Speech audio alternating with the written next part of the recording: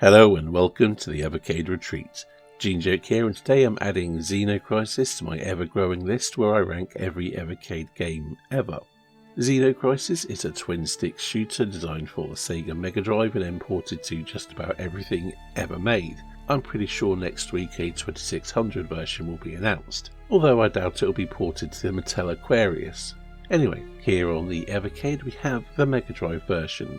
Xenocrisis can be found on the Xenocrisis Tanglewood dual cart, the very first dual cart that came out on Evercade, and it was one of the reasons that I picked up an Evercade, or one of the carts that made me want to get it, as I had played the game on Game Pass, which is what really reignited my nostalgia for the Sega Mega Drive, and I suppose my enjoyment of retro gaming in general, and it's ultimately what led to me getting an Evercade in the first place. Graphically it's very solid with some excellent work by Henk Nyborg. The music is also excellent with some fantastic FM synth tracks from Savage Regime that suits the action absolutely perfectly.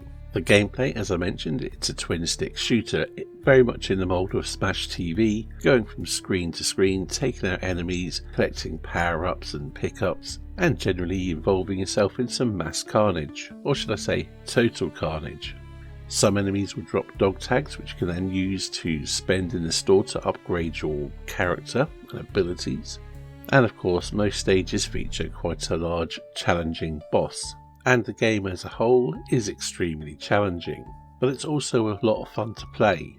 So if you want to beat the game on its own terms, you need to beat it on hard mode without using a continue. And if you can do that without abusing save states, I tip my hat to you, because I can get nowhere near close to it.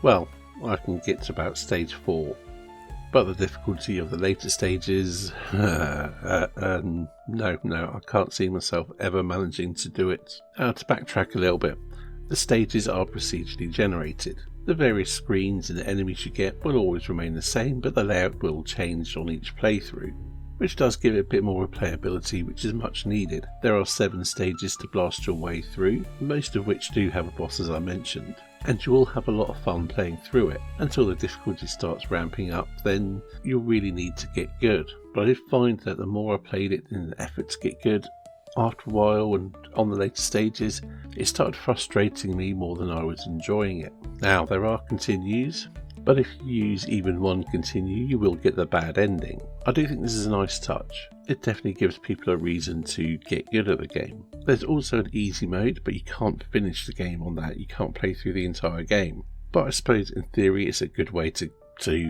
get better at the game. Although I almost never play that mode, I'd just rather play it on hard, which is the default mode. Now, it's my assumption that the reason the game is very difficult is to stop people from ploughing through it too easily. It's not a massively long game. Really, it is designed to be played through multiple times until you master it.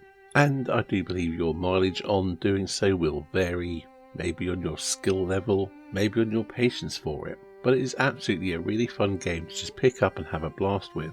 But trying to get that legitimate good ending, it could frustrate many people. But safe to say, overall, I do really enjoy this game. To place it in my overall ranking of every Evercade game list, above Gaia-Res, but below Tomb Raider 2. Well, that's it for today's video. Thank you for watching, and I'll see you in the next one.